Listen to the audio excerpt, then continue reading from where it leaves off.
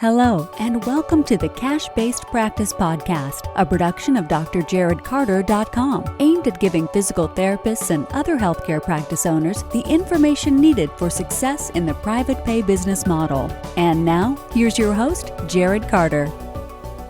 Hello and welcome. I am recording this episode 102 on New Year's Eve 2019. This is going to be my kind of year in review, lessons learned, as well as the things I want to pass on from this year to my audience, to you guys, and make sure that of the things that have worked for me, as well as the mistakes I've made, that you learn all about those so that you can incorporate them into your practice and your life and get the most out of this podcast and with being a part of my audience. So as always, thank you so much for joining me. Before I dive in, I have to give a big shout out and thank you to my sponsors, PatientSites.com. They are just such a wonderful company. So many of my students and people in my audience are using them now for not just their website, but all of their lead generation and nurture campaigns, and they're just kicking butt. And so if you were interested in getting those things off your plate, check out PatientSites.com. Let them know you heard of them on this podcast. They'll give you a nice discount if you do. All right, let's dive in. I'm going to start with some mindset lessons. And then get into kind of the business and logistics practice, lessons. But I think it's really important that I do both because they overlap. They have a ton of influence on one another. Ultimately, we're doing this. We're trying to build businesses or our dream practices in order to create a dream lifestyle, a desired lifestyle. And but I certainly believe, and I think it'd be hard to argue, that a perfectly functioning dream private practice does not equate in and of itself to an ideal lifestyle. Our mindset, our emotional, our physical, our mental health are such key ingredients to an ideal lifestyle. So it's, in my opinion, very important that I make them at least an occasional part of this podcast, because it's I've done a lot of growing, or been forced to do a lot of growing in the last couple of years, and I've seen how key it is, and I want to make sure that I pass that on to you guys as well. And it's certainly a big part of what I teach in my mastermind group as well. We'll talk more about that here momentarily. So again, we'll start out with the mindset stuff, and then we'll get into business lessons. So I hate to be repetitive, but there's always people hopping into the podcast for the first time, and so it wouldn't probably make a lot of sense for those who don't know the background of what's happened with my kids these past 2 years. They are now, so I'll just give a quick summary. They're now 1 month away at the time of this recording from turning 2 years old. They were born, January 2018, and at about 7 months old, we finally got a diagnosis for both kids, and they both have type 1 spinal muscular atrophy, which is a just cruel and horrendous disease, genetic disorder. And but luckily, there just in the last couple of years have been some amazing treatments for SMA that have come out, and we somehow were able to get the kids both of those treatments. Actually, one of them is the most expensive drug in the world now. We were able to get it for free via compassionate use, and we are just forever in debt and just forever grateful to both companies. Biogen, that created the first FDA-approved treatment, and then Avexis, that created the first or the next approved treatment. And so they've had both, and we, of course, really, really wish we could have gotten the diagnosis earlier and gotten them started earlier, because a lot of neuronal damage had already occurred at that point, but they are just doing amazingly well. They're getting stronger every week and just continue to progress and improve and just amaze our therapists, amaze the doctors, amaze us, and they're just wonderful, and their personalities are developing. It's just, it's been really incredible, but it's been incredibly hard as well, and it's really tested us, and the mindset and part of it has been huge. And at this point, my son still he has a trach, and he is on a ventilator, but now he's not on the ventilator during waking hours. He doesn't need the ventilator. We just use it to support him when he's sleeping. But he has 24/7 care. He has a gastric tube feeding. So, and we've really struggled to get a consistent nursing agency and consistent nursing coverage. So quite a lot. It's Nurse Jarod on duty over here at the house. And that has kind of been the driving force behind a lot of the business changes as well that I've made these past couple years. It's just the need to be at home with my kids and be available to either be the nurse or help the nurses, help the therapist, and that kind of thing. And so as you'll hear more about, what that's kind of driven me to have to do in the business realm, it's worked out really, really well. And it's made me realize that certain things were possible that I wouldn't have tried before.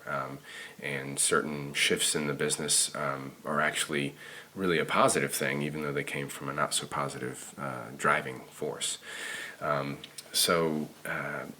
I've really learned myself in mindset, and I'd like for everyone to kind of look inside and evaluate if maybe you have this same tendency.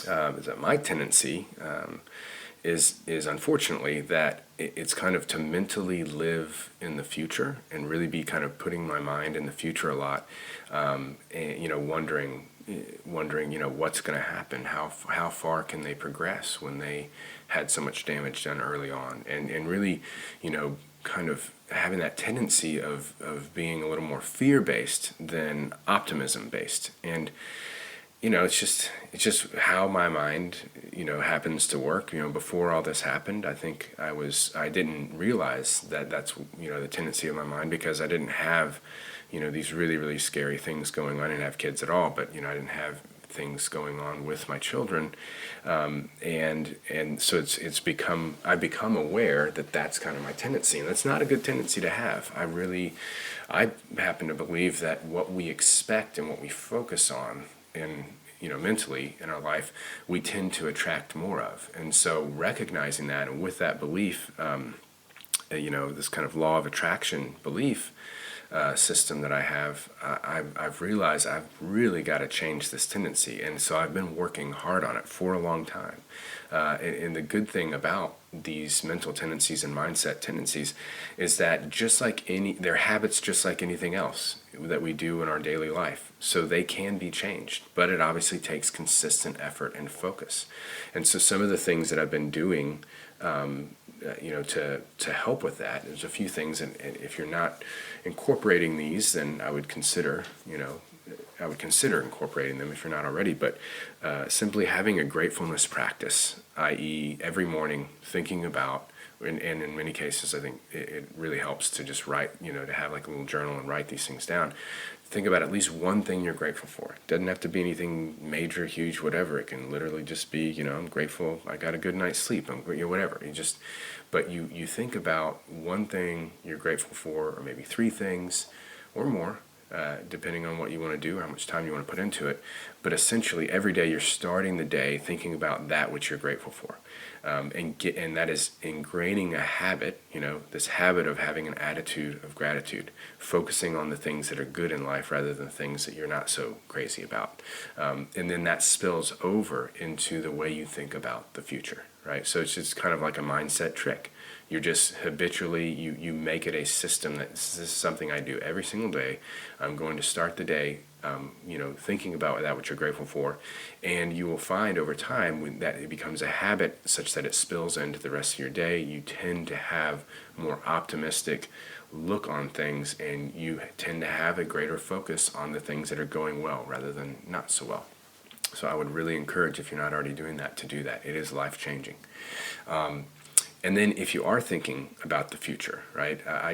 One of the things that I've also realized, it's not just that I maybe don't have the biggest tendency, to focus on the positives, but also just that tendency of kind of living in the future, wondering what's to come, that kind of thing. Not being in the moment in and of itself, I think is a problem. And so when I do catch myself, kind of living in the future mentally, I try to bring myself back to something, in the moment to focus on, what's going right now. What are the kids doing now? They, every week they're doing something new or something better, or, just focusing on the things that are going well now, not what might happen in the future.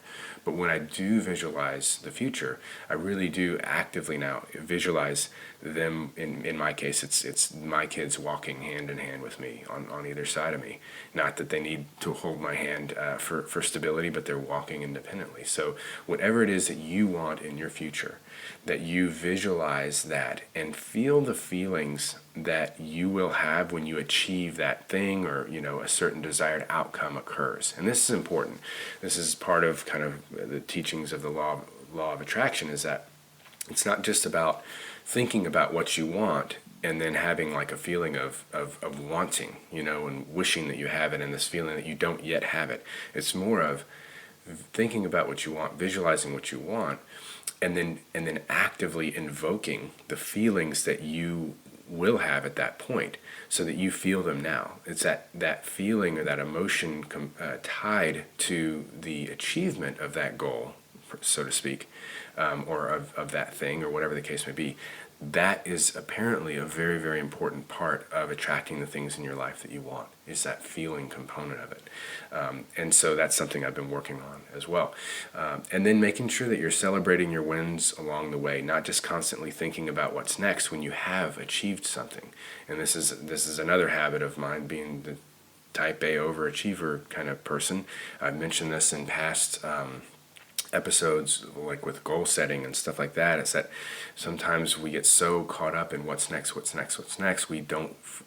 almost are in the habit of not celebrating our wins along the way. And it's like, what's the point then, So take a moment when you do achieve things, when you attract things in your life, whenever, a certain goal is achieved, take a moment to really revel in that and be proud of yourself, and then you can think about what's next. But don't forget to celebrate your wins along the way. And then the last thing I'd say about mindset, and this is something that just kind of came from a patient. It's not exactly related to the what I was just talking about, but as this whole scenario is even though things are going probably as good as we can probably ever hope for them to go, it's still completely overwhelming, emotionally, physically. And one of my patients just said something that, of course, I kind of knew, but it just stuck out because he said it in a slightly different way. And he said, man, you got to stay vented. You just got to make sure you stay vented. And, like the blowing off steam kind of vented.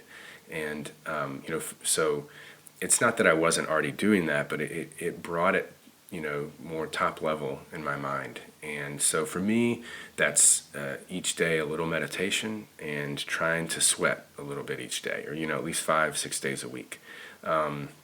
And I'd unfortunately, I kind of dive into movies or into TV shows because it really just takes my mind elsewhere. And that for me really is like a good, staying vented kind of practice. And luckily my wife is understanding, that at the end of a long work day and working with the kids all day, that, once they're down to sleep, it's like, that's kind of one of the things I really like to do is kind of put my mind elsewhere. And so whatever those things might be for you, because if you're a practice owner or you're aspiring one, like, you're going to have a lot of stuff at all times. Your to-do list, forget about ever being completely done with it. You just got to rest in having a to-do list. You got to rest in having stressful scenarios, dealing with staff, dealing with all kinds of things. So make sure that you have those things that you make time for, that keep you vented. Whatever that is for you, it can be different for everybody, but whatever those things are that you can tell you really get a good release and a good, you're blowing off of steam, like you gotta carve out time to do those things and incorporate them into your regular schedule. Okay, on to business. Let's see here. So got a bunch of different points I wanted to make, related to the things that have happened in my businesses in the last year or two. So first and foremost, having your entire business dependent on you is a huge risk. In my case, it was had the twins and had to go down to, and I still only see patients on Wednesdays, and had to make sure that I had the staff in place to see the rest of the patients that were coming in. But even if you already have a big staff, if you haven't empowered them sufficiently, things are still dependent on you. You're still the bottleneck. They're still waiting for answers from you on everything. You're still overloaded. And so you have to make sure that you, hire well and get rid of people that you don't feel confident in giving proper empowerment to do what they need to do to keep the business moving forward, right? And then if you don't have the systems and your SOPs, your standard operating procedures, really well documented, you're also really at big risk because people leave, things happen, people can die, whatever the case may be. But you might be left in a situation where you didn't have someone stay on for an extra 4 to 6 weeks, and really train someone else well. You might have to do the training. And if it's an administrator that has been, setting up systems and creating things on their own, you might not know how all this stuff works. And so you've got to make sure that part of everyone's job that works within that business is that everything they do and the systems that you've created for them or helped them create or that they've created themselves, that they are very well documented. It's not just up in their noggin, and if something happens to them, then it's lost. So they need to be documented so that anyone can come in and know exactly what to do in a very detailed way. If you lose somebody, or if you yourself are unable to do what you need to do, your own systems, the way you want to treat patients, the way you discuss things with patients, those things need to be documented and put in place so that you can pass that on to your staff, because you just never know when something's going to happen to you or your family or whatever, and all of a sudden your business could be completely, your business can fail if everything is dependent on you. So that's one of the things I feel so blessed about is that I already had those things in place. I had great staff. I've hired more great staff as well. And, if I didn't have those systems and the documentation and the good staff in place, then both my online business and my offline clinic would have really been in trouble when all this happened with my kids. I don't know if they would have failed, but they could have, for sure. And so I'm just... if you're not in the situation that I was in there, then you have to put yourself in that situation and realize that if everything's dependent on you and you don't have those things documented and you don't have a team in place to keep things moving forward, you're really at risk. And you gotta make moves now and over time to take yourself out of the equation as being the bottleneck and that which everything is basically dependent on. Okay. So, and then, for those, in the cash-based realm, there are certainly a lot of solo practitioners out there and people that they don't want to hire, other practitioners. They want to keep it small for whatever reason, all these kinds of things. But I would urge you two things. At least hire part-time administrative staff. At least have somebody to take the repetitive administrative type tasks off your plate. That is huge. If you're seeing a bunch of patients and then you're having to do all this other stuff that you really shouldn't be doing, I promise it is life-changing, and don't worry about spending the money on it. It will be worth it. Your time is worth way more than the $20 an hour that you'll be paying a really solid administrator to take some key things off your plate. And in a lot of cases, they can do it better than you, believe it or not. So don't worry about that either. If you find the right team, and I'll talk more about how to do that here soon, but if you find and build the right team, you will be amazed at how much better your business will run than when everything was, just on your plate. Okay, and then I would still, even for those out there listening to this, are like, no, I'm the solo practitioner, I'm going to keep it small, I don't want to hire PTs or, therapists or whatever, field you're in, I don't want to hire others. I would still urge you to consider hiring at least one other practitioner on a part-time basis that can see some patients as well. Take some of those patients off of your schedule to allow you, more time to market your business, more time to spend with your family, whatever the case may be. But just, again, if something happens where you can't see patients or you can see fewer patients, you really have to focus on other things in your life, and you don't have someone in place, you're in trouble. And your entire livelihood's in trouble, and if you're supporting your family, now they're in trouble. So I would consider thinking about how you might be able to fit at least one other person on a part-time basis. And so let's talk about the logistics of that. Let's say you're in just like a small room or a booth rental situation, where you're like, well, I don't have the space. Well, you know what? There's home visits. You can start offering home visits. There's telehealth. Listen to my recent episode with Rob Vining. I mean, I'm a hardcore manual therapist, all my staff is, but he opened my eyes to some ways where certain types of patients that we have could do very well with telehealth visits, or at least supplementing some telehealth visits with the hands-on, visits in clinic. So there's some real opportunities there. Maybe also you could split your space with that employee. If you only have one room, what about that person comes in and sees patients on Tuesday, Thursday afternoons, and you don't, you just do admin work or spend time with your family, or do what you want on those afternoons. And actually that's what I do now. So I'll kind of get into the story of how things have kind of shifted and changed in my business in the past year or two. So at the end of last year, coming into 2019, I went from $3,600 a month in rent with 4 treatment rooms, waiting area, break room, down to $900 a month for a small but really beautiful treatment room that's big enough to have all of our kind of stuff and our needs. And it has a common waiting area, hand washing area, bathroom, all that kind of stuff's common. And we went to EMR at the same time in order to basically free up a lot more space, because we wouldn't have been able to store all the paper files. And that's been, I kind of dreaded it, but I finally found, like with Intake Q, it's been amazing. They have been wonderful. If you're wondering about EMRs, I heavily suggest them. I've got an affiliate link set up with them at intakeq.com /Carter, CARTER.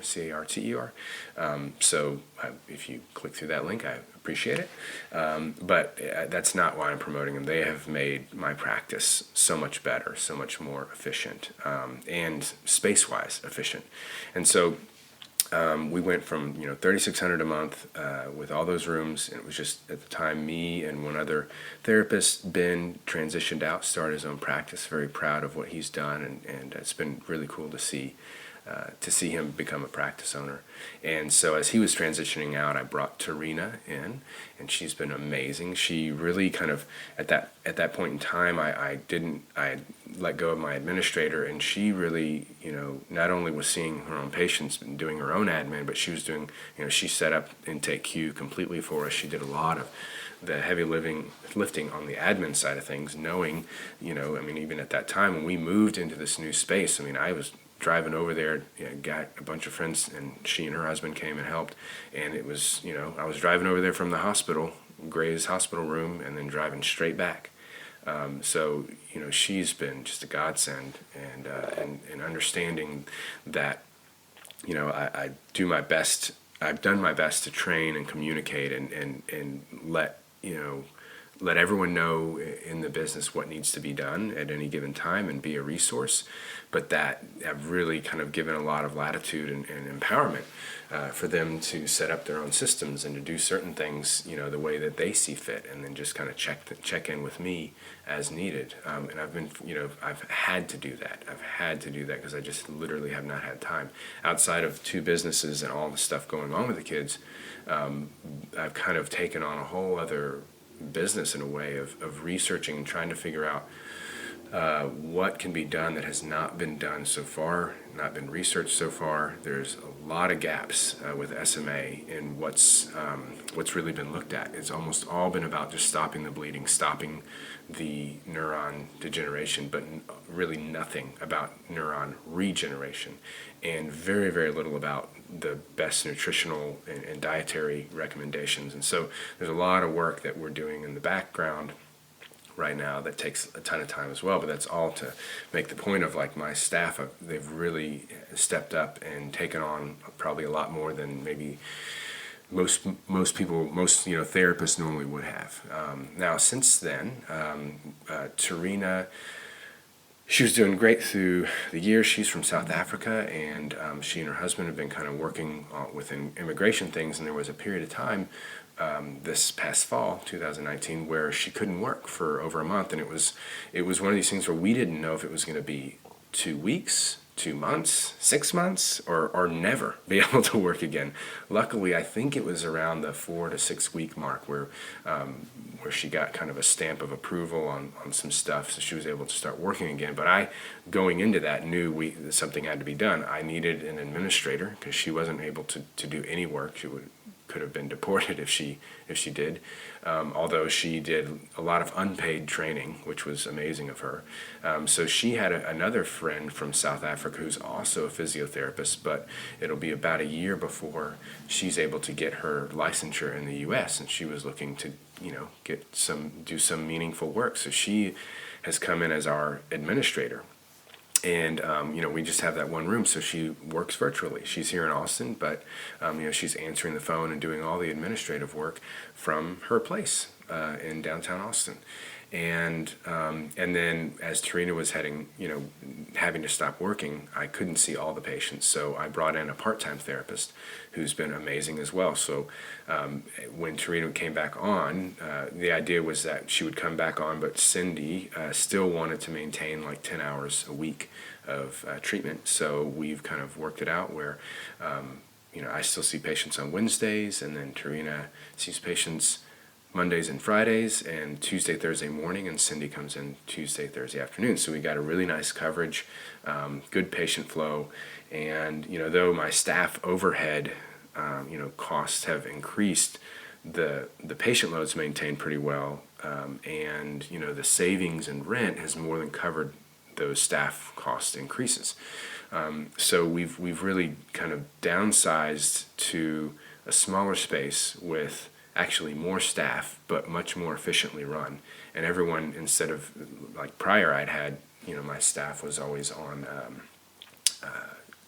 salary, and now everyone's paid hourly. So if they're not working, then I'm not spending money on them. If they're not seeing patients, then they're not earning money. Or on the administrative side, if they're not doing any admin work, then they're not being paid for anything. So big changes to the business in this past year.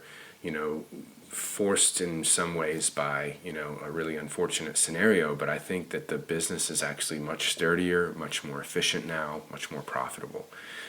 So I'm really excited about that. And it also proved to me, it's like, 5 years ago, if someone had said, well, you're going to have 3 staff, but you're never really going to cross paths with any of them, other than, staff meetings. I'm like, what are you talking about? So it really has shown me that virtual staff and a shared space scenario like this can work even in a brick and mortar business. But it does make communication ever more important. And that's one of my focuses in 2020 as I've done my strategic planning, for the business, or for both businesses. And I hope that you've done yours as well. Is improving communication with my in my clinic.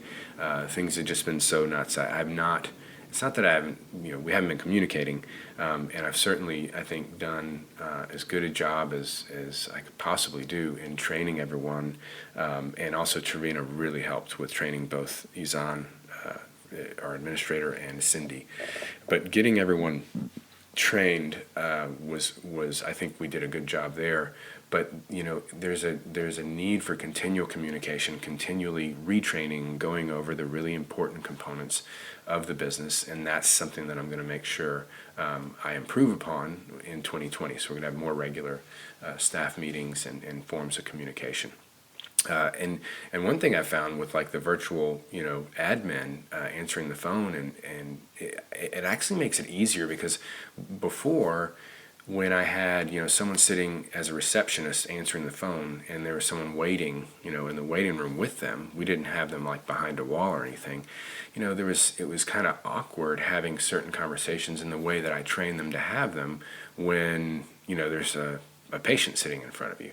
So having someone that's answering the phone that's virtual, that's somewhere else, or maybe at least in another room, that's not sitting there surrounded by patients, as really, I would really suggest considering that approach, even if it's you answering the phone somewhere else, because having those phone conversations and converting those leads, those inquiries, the prospects into paying customers is just a lot easier and less awkward, I think.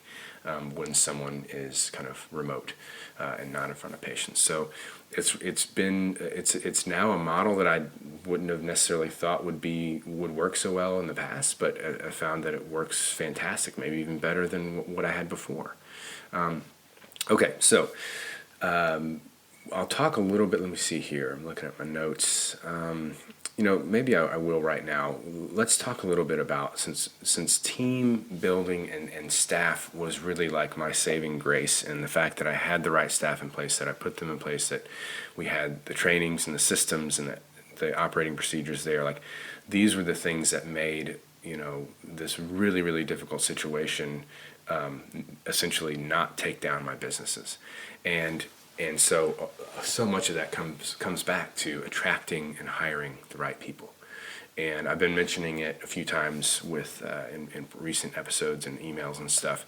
And we do have the automated hiring and talent attraction system. It is good to go. It's ready. We did a pre-early bird launch to a very small group. They're loving it, getting a ton out of it. And we are going to be launching it, completely open cart here on January 9th, Thursday, January 9th. So if you're listening to this after that point, then it should be available to check out at automatedhiring.com.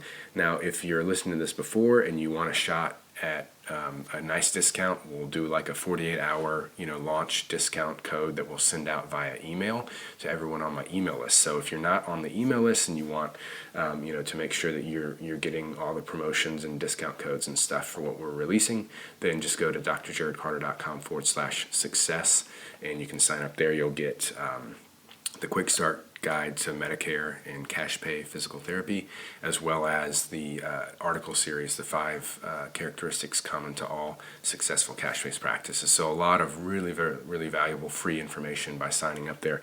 But in this case, I'm just saying this as far as getting access to the discount when we launch on January 9th. But that system, I'll just kind of give an overview. It's essentially just a video, four or five video modules that walks you step by step, literally like click here, do this, do that. So it's just dead simple. And the system, what it does is it teaches you how to create a really great job post that's going to attract the right kind of people and detract, deter people applying that aren't showing the characteristics and aren't the type of employee that you're looking for, right? So first, just getting the right job post, and then having certain components of that job post and directions in that job post that will, after you set up these automated filters in Gmail, that it will automatically filter out those who don't follow your directions. So, you're not looking at any resumes and then trying to decide who to bring in. You're not doing that at all. You're saying this is how you apply, and if they don't follow your directions, they don't even end up in your inbox. They end up in like another folder you create that basically is, it's like idiot folder. they go there, and then the ones that do follow your directions, they get an automated reply that says, hey, you're batting 1,000. Click here, let's move you to round 2, which is going to be a written interview. Here, click here and fill out this written interview. I'll be reaching out to those who want to, I'll be reaching out to those, for phone interviews for round 3 on this date. So no need to follow up with me ahead of time. So just really kind of totally saves you a ton of time and only lets through people who are really, following directions. Then, so the first thing you actually look at is the written interview, and it's been amazing. I've used this system so many times with all my staff, and not all my staff actually, I'd say, but most of my staff has gone through this process. And the written interview, it really reveals a lot. I love that I read that first before I look at the resumes, because anyone who's has any sense is going to have their resume vetted and looked at by 5+ people, and so you get a really polished resume, and the written interview will reveal a lot that the resume will not. And so I've looked at people that looked like idiots on the written interview, and just out of curiosity went back and looked at the resume, and I was like, wow, I'm glad I got the written interview first, because I totally would have had this person, on the phone and maybe, in front of me, and if they had the right personality, I might have hired them, but because of what they wrote here and how they wrote it, I know that they're not a good fit. So it really automates that front end of the process. It'll take, in my experience, if I get like, I've had times where I've posted a job and had like 75 total interested people, right? Only maybe 25 of those, or no, probably like 35. So usually about half will actually follow those directions and go to round 2 or be sent to round 2. And then when they see they got to like fill out a big written interview, actually put some time in, then only about half of them end up filling in the written interview. So of course the ones that say this is too much, I don't want to talk to them, right? And then, of those, probably maybe 25% are impressive enough to actually get on the phone. And at that point, I'm looking at the resume and, going through the rest of the process of interviewing on the phone, and then bring them in. The next round would be bringing them in for in-person interviews, and it kind of goes on. And so the system teaches you all of that step by step. You get a lot of stuff and bonuses, like over $700 of bonuses for interview questions and onboarding systems and that kind of stuff too. So it's super, super valuable. It's priced very, very low for what you get, and the fact that a good hire is worth so much and a bad hire will cost you so much. So it's very, very affordable. So definitely, I know that this was a big plug for the course, but it has just been so important for my business, and I can say every thriving business out there.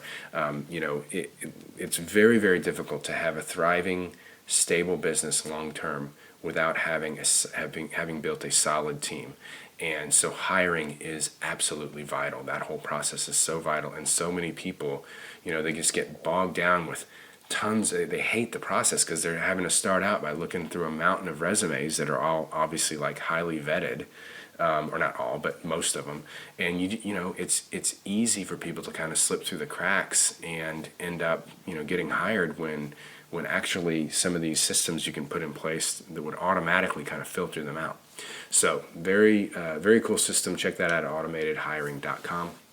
And make sure that you're hiring the right people and building the right team, even if it's a very small team. Okay, next business lesson from 2019, somewhat related to the above, but systems.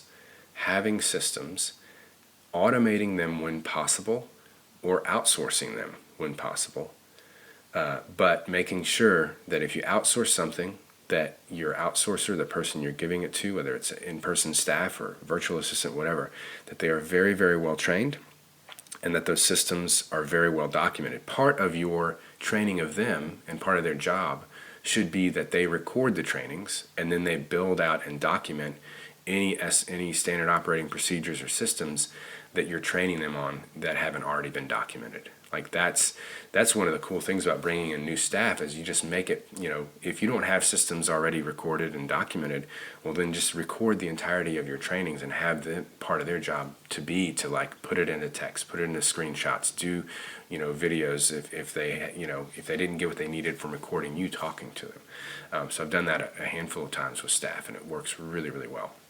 A couple other thoughts though on systems and outsourcing and automation. Don't outsource that which you can automate. I'll repeat that again. Don't outsource that which you can automate. But don't automate an inefficient system. And that's kind of a combo lesson that those two sentences that come from, I think I heard them from Tim Ferriss and from Bill Gates. If you automate an inefficient system, it'll only amplify the inefficiencies. And so if you, I guess, extrapolating that to a private practice and bringing in an employee, until you really trust an employee, check the systems that they're creating. Have them walk you through the systems. And I say this from personal experience. I mean, I got burned with before I was using these systems, the automated hiring stuff, and I made some bad hires. I've learned some tough lessons with staff that really was just not up to par. And what I related to the systems and checking the systems they create, I kind of, with one of my administrators, just said, look, this is the end result that I want, and just get us there, right? And this is the end result I want. This is the outcome. Just get us there. And then when I let her go, some months later, and brought in a new administrator who was a lot sharper, and really system oriented and efficient. She was going through these systems. She was like, man, do you know that, like, she was doing a 7-step process for something that really should take 3? I was like, wow, what do you mean? She showed me. I was like, oh my God, what in the world was she thinking? So until you really trust an employee, having checked a few of their systems and saying, all right, yeah, they're really doing this right, they're creating good stuff, make sure you do check the systems up front until you're at that point where then you can give them the empowerment that they need to really kind of take the reins themselves, once you've confirmed that we're good there. So so systems, automating when possible, outsourcing, getting them off your plate, but making sure very well trained and everything very, very well documented. Okay, next lesson of 2019. Get more out of what you've already got. So what you already know, the space, the physical space that you already have, is it optimized? Are you using it? Are you getting the most out of it? The staff that you already have, the content, the things that you've already created, are you maximizing and getting the most out of them? The skills and the knowledge that you and your staff have already acquired. So some examples would be, I'm going to just throw out a bunch of stuff. Like, if you find yourself repeating answers and explanations to patients, or you're explaining something about fascia, or whatever the case may be, but the things that you find yourself repeating a lot to patients, whether it's an explanation or a common question. A lot of patients are asking the same thing. Pull out your phone and record it. If you can throw it up on a little tripod and keep them out of frame as you're working on them, maybe just say, I'm working with this patient here, and they just asked me something a lot of patients ask me, so I wanted to just record it so everyone watching this video can benefit. And then that video, of course, can go on YouTube, on Facebook. It can be embedded as a blog post, transcribed for the text of the post, and the videos embedded in the blog post. All these things that you probably heard me talk about before, to get the maximum use out of something that you're doing on a repetitive basis already. Record it, and then hand it off to your assistant, your administrator, your virtual assistant, to then take it from there and kind of wash, rinse, repeat over and over and over. Are you doing manual repetitive tasks? Are you creating your email newsletters manually every month? Or if you have staff doing them, these are the kinds of things. If you're doing it, get a staff member to do it if it's something that they can handle. At least 80% as good as you. And a lot of times these are kinds of things that we as clinicians, we're actually not doing them as good as someone else could. So don't be too fearful about empowering and handing things off to talented people. And then if you've got staff doing things that could be automated, figure out how to do that. An example in our practice was that when we switched over to Intake Q, I should say before we switched over to Intake Q, those who were asking for the super bills to send in self-claims, once a month I was having one of my part-time assistants to create those manually via first it was a Word document, and then we kind of made it a little more efficient using a Google spreadsheet, or an Excel spreadsheet actually. But it still was a very manual thing. But when we went to Intake Q, and one of the reasons I was really pumped about going to an EMR finally is that Intake Q allows you to create a customized template that autofills with all the information that the super bill needs. And then we also figured out that it's not something we have to download an email or whatever. They have the patient portal, and so anytime anyone asks, and we also have it automatically, we have it as a text thing. If you're wanting to send in self-claims, you can access your super bills through the patient portal here, and that's on the bottom of all our emails. So whenever somebody wants a super bill now, instead of me having to pay somebody and take the time to manually create them, they're automatically already in every time they pay. That super bill, we've set it up to where it's created and it's there in the patient portal, and then they have the information, the instructions on how to access it. So that whole process, and it cost me a lot of time and money, is now completely automated. So wherever there's a way to automate something, look into it. If it takes a little time and money to do it, it's usually in the long run very much worth it. You're going to be saving a lot of time and money taking it off your plate or off your staff's plate. And then let's say, getting more out of what you already got, think about your space, your clinic space. So are you using your clinic space on the evenings and weekends? Do you have the patient flow to fill another part-time PT that's willing to, maybe if they get paid a little higher, they work on the weekends or the evenings? If you don't have the patient flow to do it, rent it out.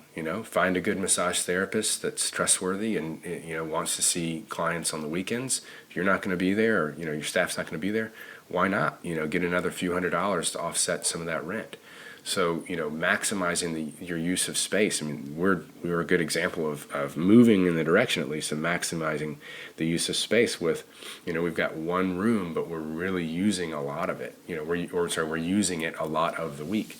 The next step, as our patient flow increases, we're going to be ramping up our marketing this year, and hopefully getting to the point where I am looking for a good manual therapist to work on the weekends, to be a really nice high hourly rate, but maybe we can put another 10 patients on the schedule over the weekends, and again, we're not taking on any more overhead as far as the space goes. So maximizing the use of what you've already got, huge lesson and things that we've been working on in my clinic, and it's really paying off.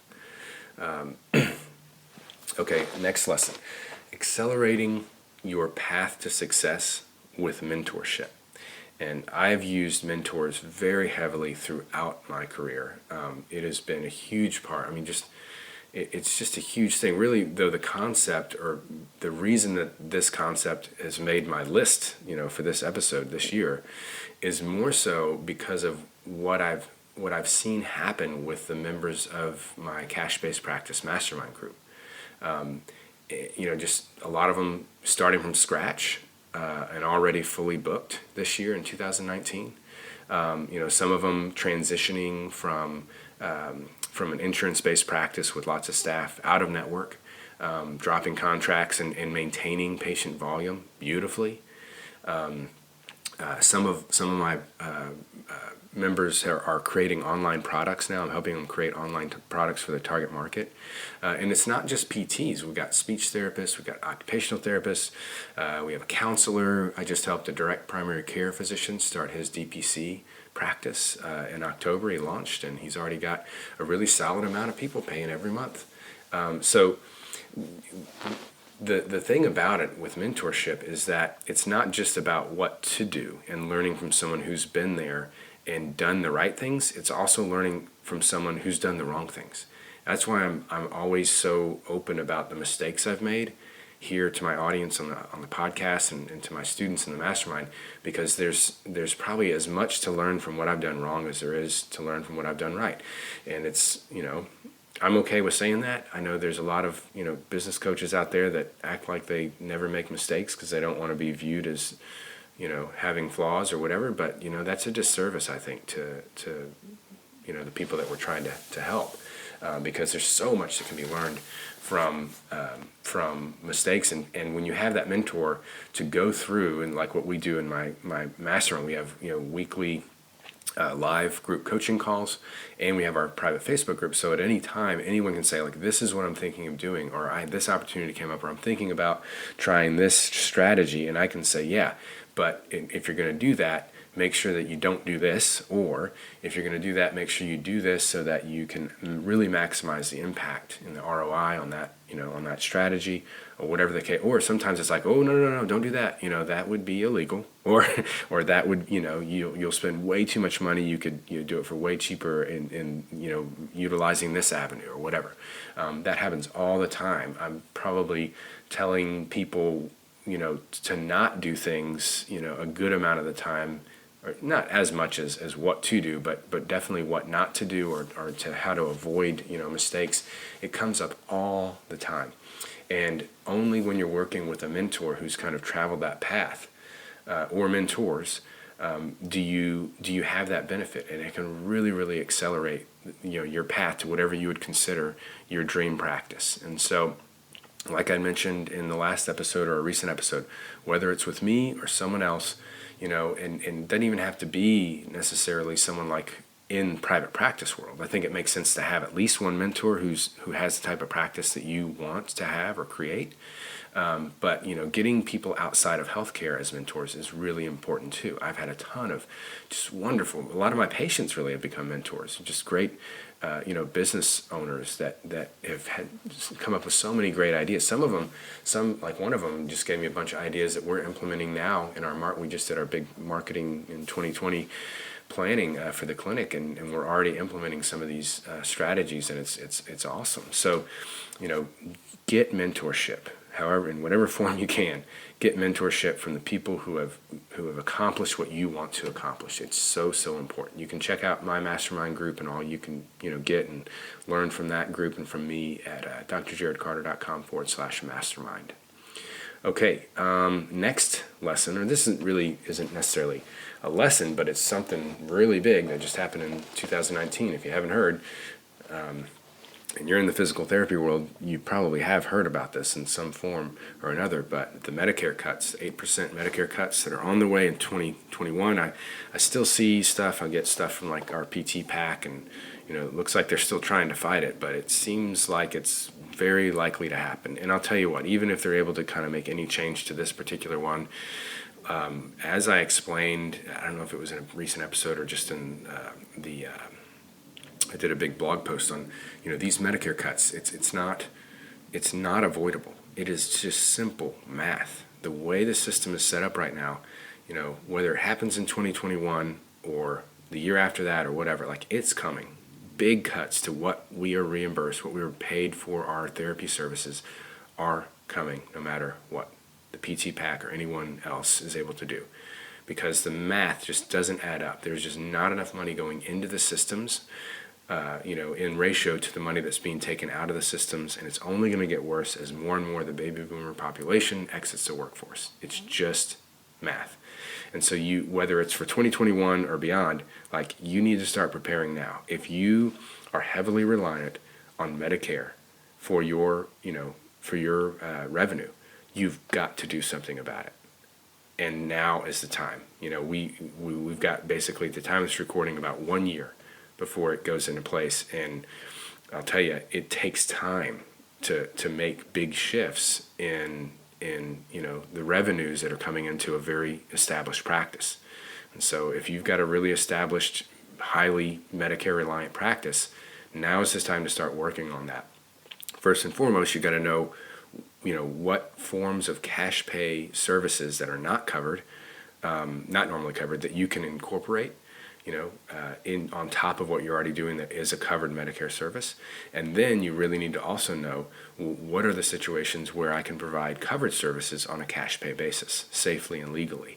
And there's certainly a lot of argument about that, but I have all those arguments and the links to the applicable parts of the law in the book I wrote on this subject. If you have not checked out that book, it is a very, very high value book, not just because of the information it provides. It's not telling you what to do, the decisions to make. That's for you and your attorney to make.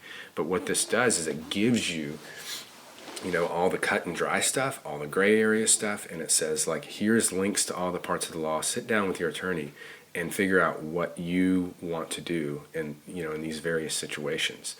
So it saves your attorney and therefore you a lot of time and money. So check that out at drjarodcarter.com/Medicare.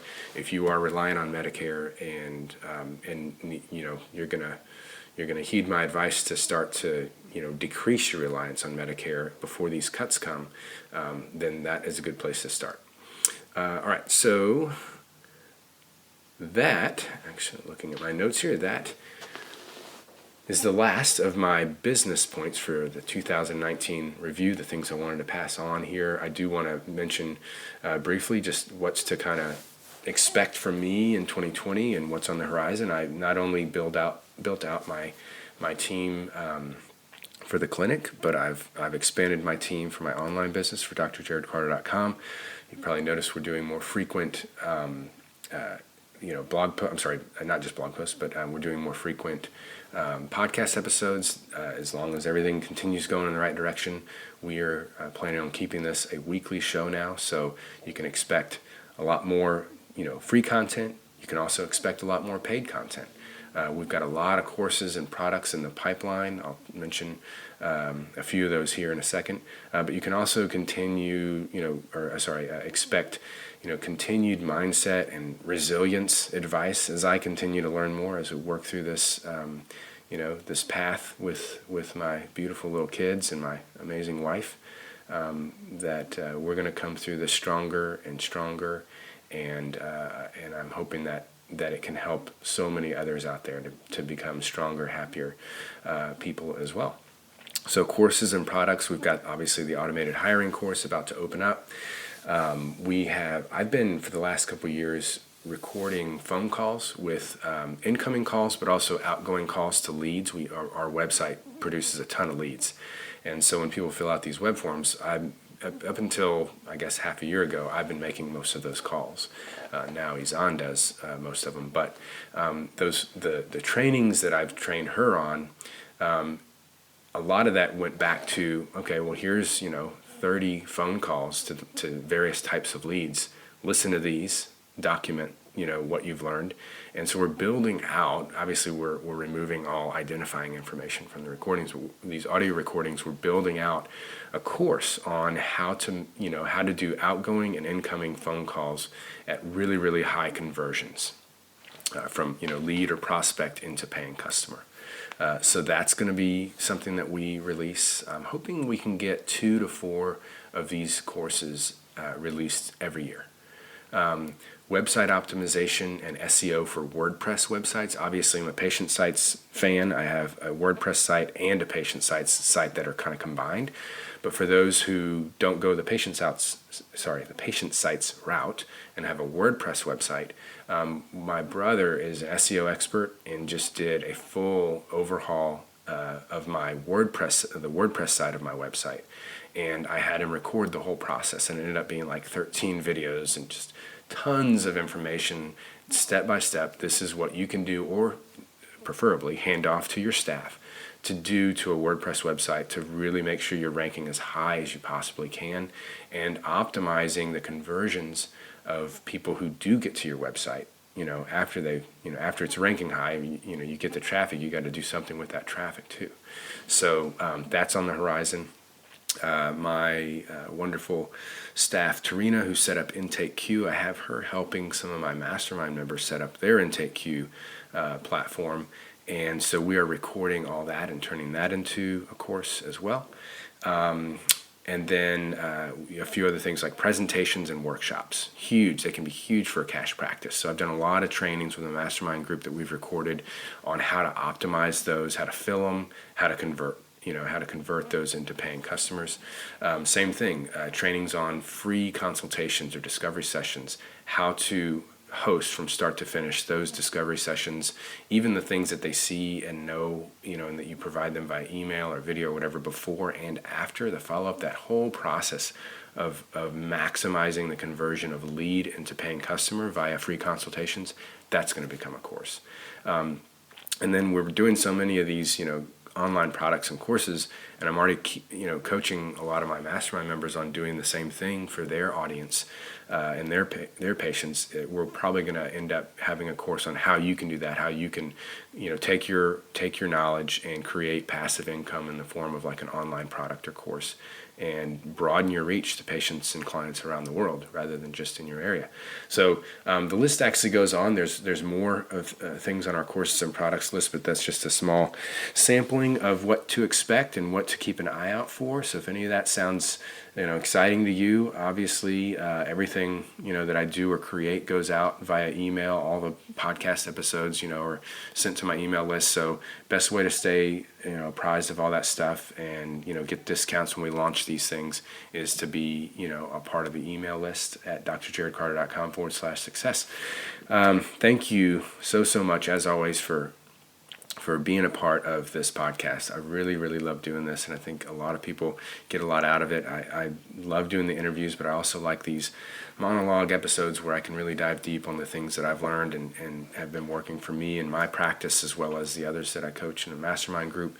And, I wouldn't be doing this if you weren't here listening, and just the support that I get from all my listeners and audience has just been so wonderful, especially with all the stuff with the kids. It's really, really been touching, and I just deeply appreciate everyone that is a part of this path with me.